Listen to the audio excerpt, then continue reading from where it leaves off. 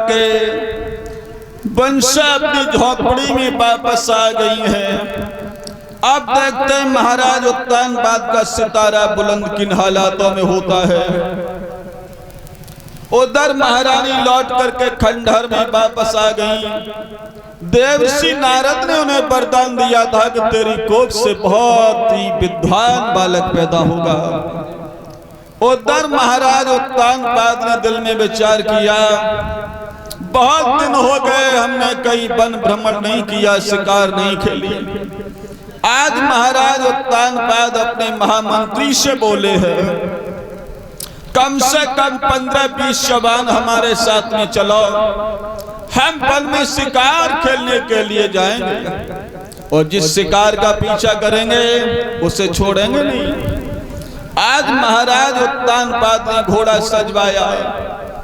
भाई बहनों, बियाबान जंगल में महाराज शिकार खेलने के लिए जा रहे हैं। कैसे चले? आरज सजे सूरज सामंत चले, बलवंत इरादे मन में,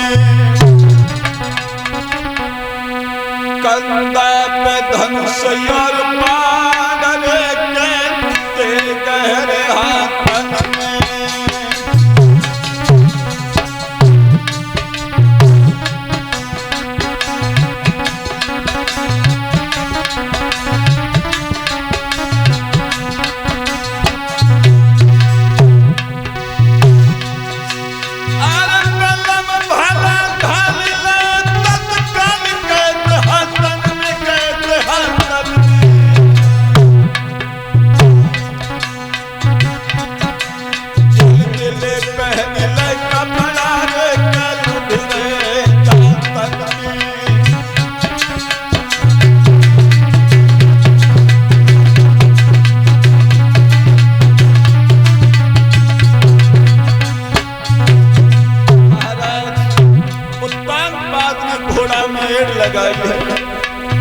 और घोड़ा भाई बहनों चला। अरे घोड़ा घोड़ा रहेगा। हर दद के घोड़ा बच्चे ना घोड़ा सम्मान मिल रहा।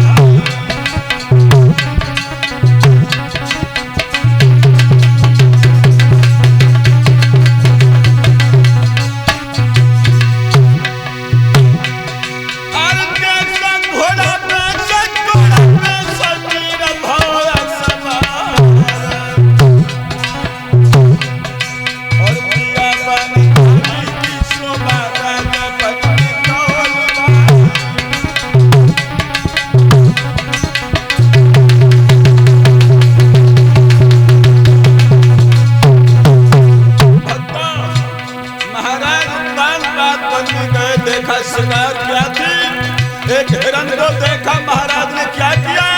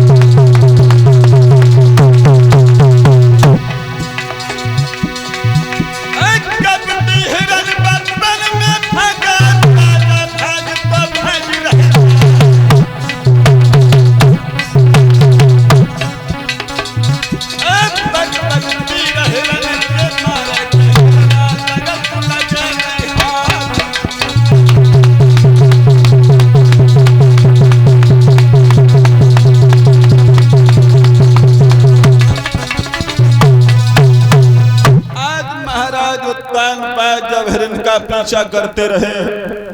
काफी दूर निकल गया, लेकिन वो हिरन हाथ नहीं आया। सैनिकों ने देखा कि महाराज काफी दूर निकल गए। सैनिक लौट करके या घर वापस आए। सुरची को अवगत कराया कि महारानी, महाराज तो काफी दूर निकल गए, हम लौट के वापस आ गए। सुरची कहने लगी, जाने दो, हमारे महाराज इतने कमजोर नहीं हैं जो वापस ना पाए। तुम जाओ अपने अपने सैन्य कक्ष में जा करके विश्राम करो। सैनिक सोचने लगे, जब रानी को चिंता ना है तो हम तुम काहे को मरे जाएंगे। सैनिक अपने शिविर में जा करके सो गए हैं। उधर महाराज उत्तान पाद लौट करके राजभवन में आए हैं। सुरची का दरवाजा देखा, दरवाजा बंद है। सुरची, सुरची, दरवाजा खोलो सुरची। लेकिन भाई जेवना मालूम को सुरज कम मुंदी गई, आवाज मार रहे हैं, लेकिन दरवाजा कौन खोले। वो तो शाम कौन सुसी आई गई। सुरजी,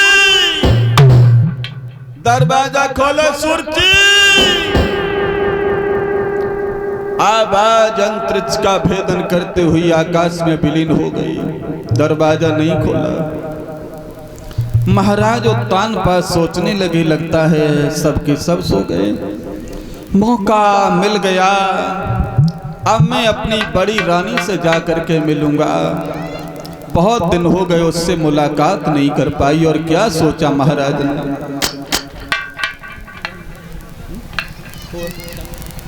हेलो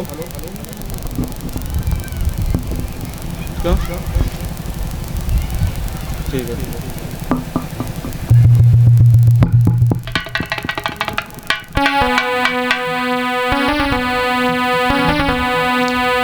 अरे सुख नींद में सोई गई छोटी रानी,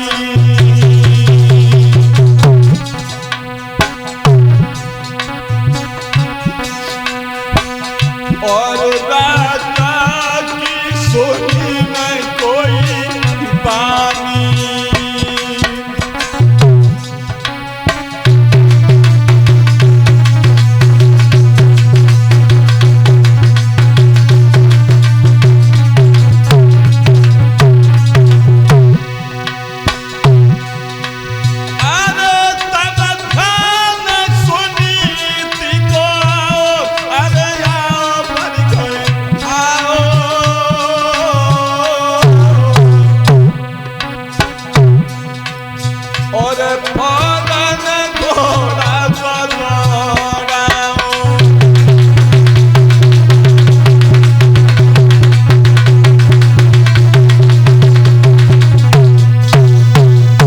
आज महाराज उत्तान पाद बड़ी रानी के शिविर में पहुंचे हैं। झोपड़ी का गेट खटखटाया।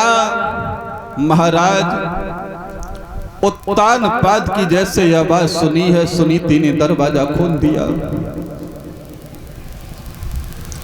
महाराज की कलाई को पकड़ करके भाई बहनों आज झोपड़ी में जाके बैठा लिया। महाराज उत्तान पाद से बोली, एक पिया, आज तुम्हें कैसे मौका मिल गया जो आप मेरे पास आ गए। उत्तान पाद कहने लगे, देवी घर से शिकार खेलने गया था, वहां से जब मैं लौटा सुरची का दरवाजा बंद मिला। मुझे विचार आया कि तुमसे ही मुलाकात कर लूं। वो दिन याद कराओ, मैंने तुम्हें कितना समझाया था, दूसरा विवाह मत करवाओ, दूसरा विवाह मत करवाओ, लेकिन तुमने नहीं मानी। अपने हाथों से अपने पैरों में कुल्हाड़ी मारी है। सुनीति अब रो क्यों रही है? भूख लगी है, अगर तेरे पास कुछ भोजन हो तो हमें दे दो। भोजन क्या था भाई बहनों? जौ की रोटी बनी हुई रखी थी। आज जौ की रोटी जैसे ही महाराज उत्तान पाद ने देखी कि मेरी रानी जौ की रोटी नमक के साथ खा करके गुजर चलाती है। भाई बहनों जौ की रोटी नमक के साथ में खाई, पानी पिया, प्रेम प्रसंग हुआ। उसी रात को महारानी सुनीति गर्भवती हो गई। जब सुनीति गर्भवती हो गई, उधर सवेरा होने के लिए आया, घड़ियाले वाले ने घंटों में 4 की आवाज मार दी।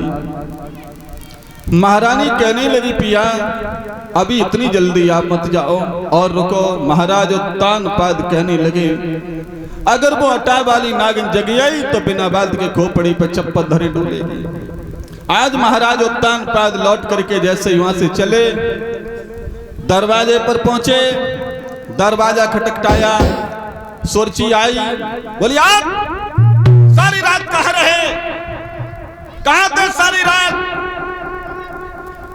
उत्तानपाद कहने लगे, पागल हो रही है पागल, सारी रात तेरे दरवाजे पर सिर पटक पटक के चिल्लाता रहा और तुझे इसका डर है तो मार दे इसे।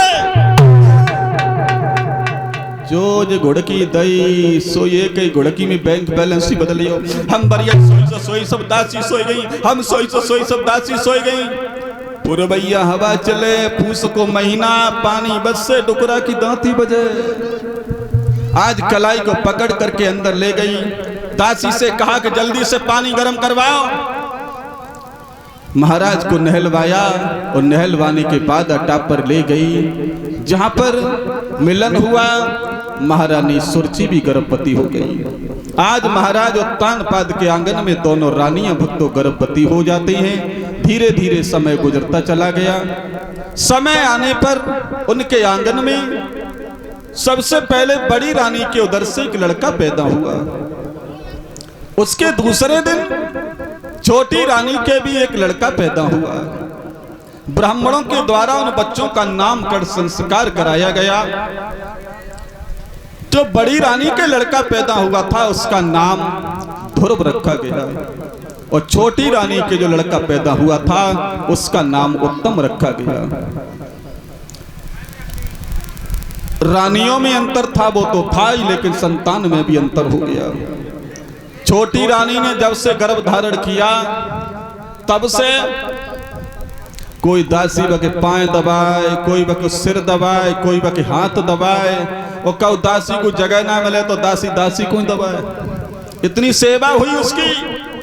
और बड़ी रानी ने जब से गर्भ धारण किया, खेतों में काम किया और अपने बच्चे को पाला।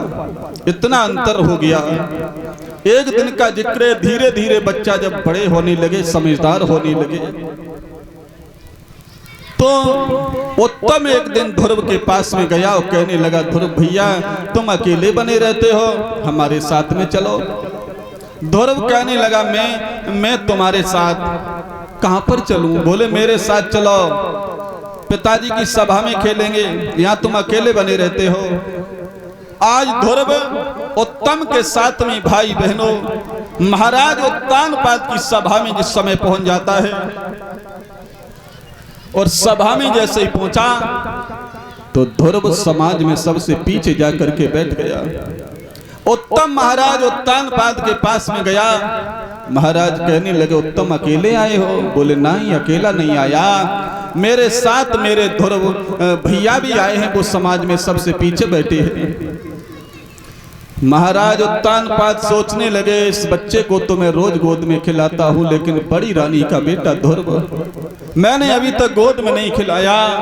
राज सिंहासन से उतर करके गए और ध्रुव को अपनी गोद में उठाया, सीने से लगा करके राजगद्दी पर बैठा लिया। फपक फपक करके रोने लगे, सोचने लगे क्या किस्मत है इस बच्चे की जो मेरी गोद में नहीं खेल पाता। आज उस बच्चे को गोद में खिला रहे हैं, लेकिन समाज के लोगों, उस समाज में एक चुगला आदमी बैठा हुआ था, उसे चैन नहीं पड़ा कि चुगला चूकत है नहीं, गाय कहो चाहे रोए, घर घर फूट कराए दे करे एक से दो। एक चुगला आदमी बैठा हुआ था, उसे चैन नहीं पड़ा, वो दबे पांव वहां से निकल गया।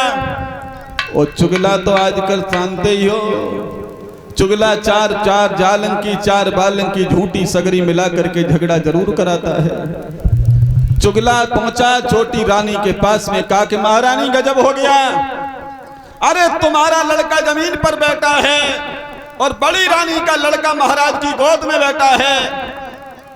सो भकभका देवी चली आई, भर्रा तो वही सभा में पहुंच गई। महाराज उत्तानपाद के पास गई और क्या बोली है, उस बच्चे की कलाई को पकड़ा और धरती पर पटक दिया और क्या बोली,